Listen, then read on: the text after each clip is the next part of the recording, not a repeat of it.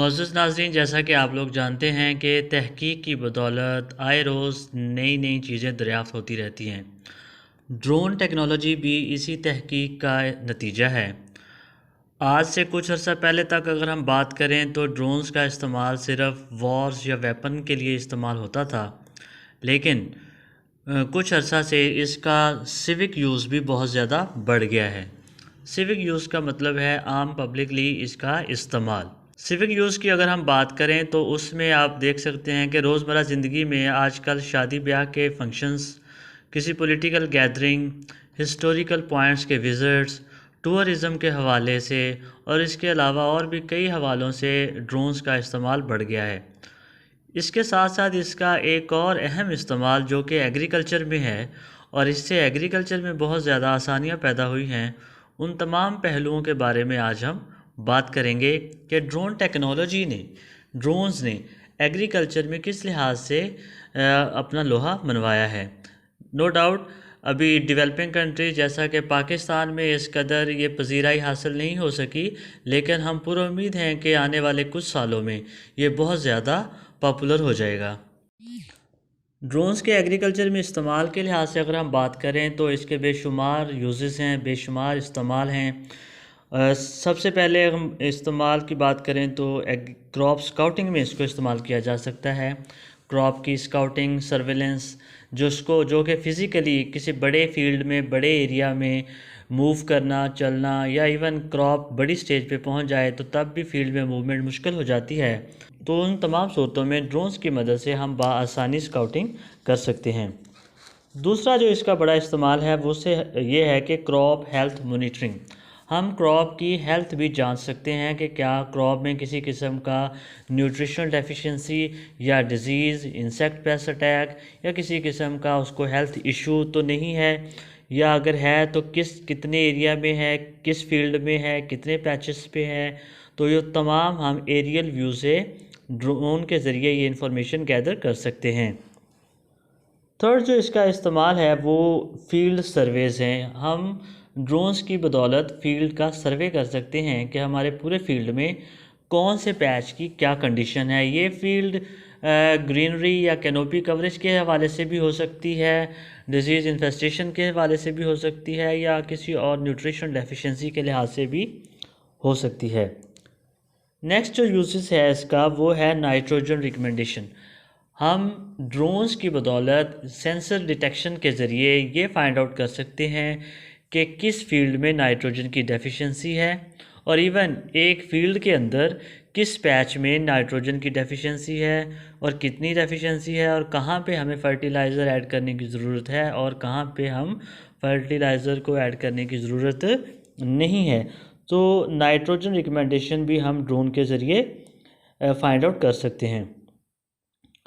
Next जो इसका इस्तेमाल है वो है यील्ड मॉनिटरिंग। हम ड्रोन्स की बदौलत फसल की यील्ड भी मॉनिटर कर सकते हैं, एस्टीमेट्स लगा सकते हैं। वो रिमोट सेंसिंग ज़रा एडवांस सॉफ्टवेयर उसमें शामिल होते हैं, रिमोट टेक्नोलॉजी उसमें शामिल होती है, और उसकी वजह से हम डिफरेंट मॉडलिंग मेथड इस्तेमाल करके तो यील्ड फाइंड आउट भी कर सकते हैं। नेक्स्ट जो इसका इस्तेमाल है प्लांट स्ट्रेस मैनेजमेंट। आया कि कोई पर्टिकुलर प्लांट, कोई पर्टिकुलर फील्ड स्ट्रेस कंडीशन में है, अगर स्ट्रेस है तो कितनी सीवियर स्ट्रेस है, तो वो तमाम चीज़ें भी हम ड्रोन्स की बदौलत फाइंड आउट कर सकते हैं।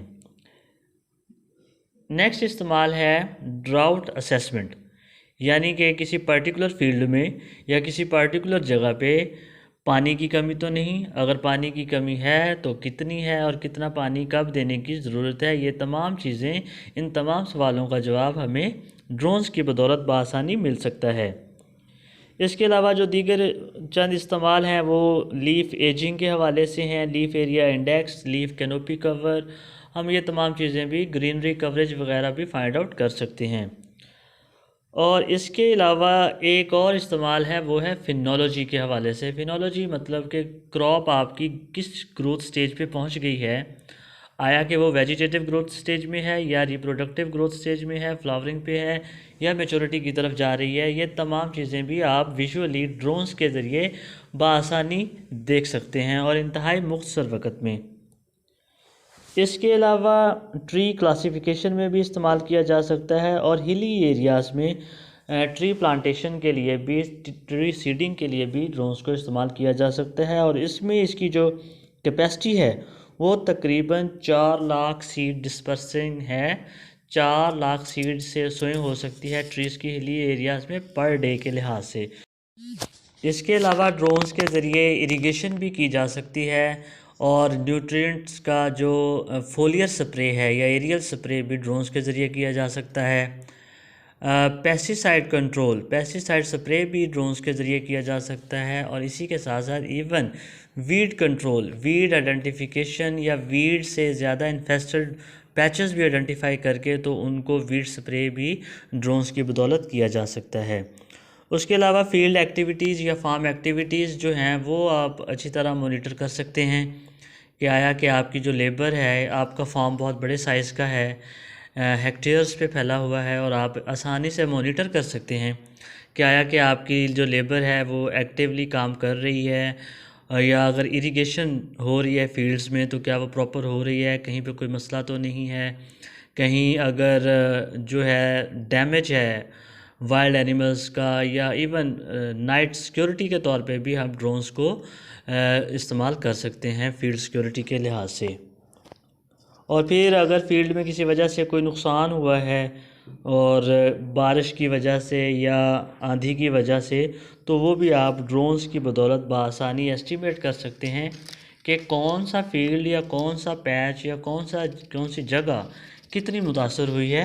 ये तमाम इंफॉर्मेशन आपको जो है वो ड्रोन्स बआसानी मुहैया करते हैं। ये तो ड्रोन के यूजेस थे, इस्तेमाल थे। और नेक्स्ट पॉइंट ये आता है जहन में कि अगर आपके पास ड्रोन है तो उसको ऑपरेट कैसे करना है, उसको चलाना कैसे है। तो उसके लिए सबसे पहले तो ड्रोन को फील्ड में शिफ्ट किया जाता है। वो आप अपनी व्हीकल के ज़रिए या जो भी इजी वे हो उसके ज़रिए फील्ड में लेके जाते हैं।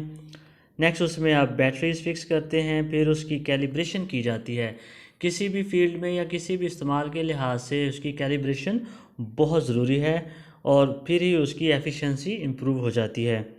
उसके बाद ड्रोन को अनफोल्ड किया जाता है। बेसिकली जब पैकिंग की होती है ड्रोन की तो वो फोल्डेड कंडीशन में होता है, तो उसको फिर बाद में अनफोल्ड किया जाता है।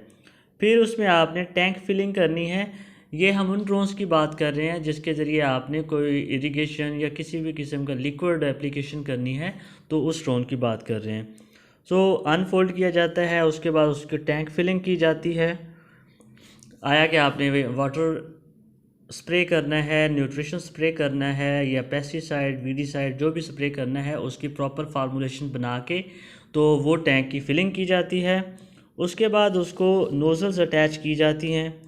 नोज़ल्स जिस तरह आम मैनुअल स्प्रे में नोज़ल्स बहुत ज़्यादा अहमियत रखती हैं कि कौन सी नोज़ल किस काम के लिए सूटेबल है, तो सेम ड्रोन्स में भी सेम इशू है या सेम प्रोटोकॉल है कि आपको जौन सा भी काम है, जौन सा भी पर्पज़ है, सो उसके लिए एक प्रॉपर पैटर्न की जो नोज़ल है वो इस्तेमाल करना इंतहाई ज़रूरी है। उसके बाद फिर इसकी फ़्लाइट आती है और फ़्लाइट मतलब उड़ान भरता है ड्रोन, जिसको आप कंट्रोल करते हैं डिवाइस के ज़रिए। और उसके बाद फिर ये स्प्रे का सारा प्रोसेस चलता है। ड्रोन की अगर हम स्पेसिफ़िकेशन की बात करें तो हम यहाँ पे सिर्फ एक मॉडल की स्पेसिफ़िकेशन डिस्कस करेंगे, AGT-15 ड्रोन। तो इसकी जो टैंक कैपेसिटी होती है वो 15 लीटर, यानी कि इसमें आप 15 लीटर तक लिक्विड फिल कर सकते हैं। इसका जो मैक्सिमम वेट जो ये कैरी कर सकता है वो 35 kg, इंक्लूडिंग इसका अपना वेट शामिल है उसमें। और फ़्लाइट टाइम ये 10 से 15 मिनट इसका फ़्लाइट ड्यूरेशन होता है। सो 10 मिनट में तकरीबन 1 एकड़ जो है वो प्रॉपर उसको स्प्रे हो जाता है। स्प्रे एरिया अगर हम बात करें तो ये 2 एकड़ पर फ्लाइट आसानी से फर्टिलाइज़ या इरीगेट कर सकता है, ये स्प्रे कर सकता है। और डेली कैपेसिटी की अगर हम बात करें तो 50 से 60 एकड़ जो हैं वो डेली स्प्रे किए जा सकते हैं। और इस ड्रोन की जो स्प्रे विड्थ है वो तकरीबन 8 फीट है। सो उस लिहाज से इसको ऑप्टिमाइज़ करना, मूव ऑन करना ये ज़रूरी है। ड्रोन्स की एक्चुअली किस्में कितनी होती हैं? जी हाँ, ये एक बहुत छोटे से छोटा ड्रोन जो कि सिंपल एक यू कह सकते हैं कि एरियल व्यू या पिक्टोरियल व्यू लेने के लिए होता है, और बड़े से बड़ा जो कि आप फार्म एप्लीकेशन, इरिगेशन या बड़े बड़े साइज़ के वॉल टैंक कैरी कर सकता है। सो इसमें बहुत ज़्यादा रेंजेस की वेरिएशन होती है। सो आपका जो सा ऑब्जेक्टिव है आप उस हिसाब से ड्रोन सेलेक्ट करेंगे। तो ड्रोन एक्चुअली बनाने वाली अगर कंपनियों की हम बात करें तो यूएसए में बड़ी बड़ी जो कुछ कंपनीज़ हैं, एजी ईगल है, अमेरिकन रोबोटिक्स है, प्रिसीजन हॉक्स है, सेंटेरा है, स्काई सीजन है, और इसी तरह यूके की एक कंपनी है वो भी ड्रोन्स तैयार करती है, वो है हमिंग बर्ड्स के नाम से। पाकिस्तान में भी कुछ लोगों ने ड्रोन्स जो हैं वो ख़रीदे हैं और प्राइवेट तौर पे यूज़ कर रहे हैं अपनी फार्मिंग में। तो ज़्यादातर पाकिस्तान में DJI जो कि हांगकांग की कंपनी है उसके ड्रोन्स इस्तेमाल किए जाते हैं। वो चूँकि इकोनॉमिकल पड़ते हैं और उसमें इंपोर्ट चार्जेस और टाइम भी इतना नहीं लगता, और इसमें जो आपके बेसिक यूजेस के लिहाज से जिस किस्म की हमें रिक्वायरमेंट होती है इस्तेमाल के लिए, तो वो हमें ये जो DJI के ड्रोन्स हैं वो तमाम हमारी बुनियादी ज़रूरियात यानी कि crop survey, pesticide application, liquid application, वो तमाम काम करने में हमारी मदद करते हैं। ड्रोन्स की अगर प्राइस की बात करें तो जो कॉमनली यूज़ होते हैं पाकिस्तान में किसी शादी ब्याह के फंक्शंस में या कुछ मुकाबले, खेलों के मुकाबले की कवरेज के लिए, तो वो तो तकरीबन 25 से 30 हज़ार तक के ड्रोन्स मिल जाते हैं। लेकिन जो बड़े साइज़ के ड्रोन्स हैं जो कि फील्ड एप्लीकेशन, स्प्रे वगैरह करने के लिए इस्तेमाल होते हैं, वो तकरीबन 3 लाख या 3 लाख से ज़्यादा प्राइस के ही होते हैं मोस्टली। सो ये डिपेंड करता है कि आपका पर्पस क्या है और आपका यूज़ क्या है और किस काम के लिए लेना है, तो उसी हिसाब से आप जो मॉडल लेंगे उसकी प्राइस भी वेरी करेगी। Thank you very much.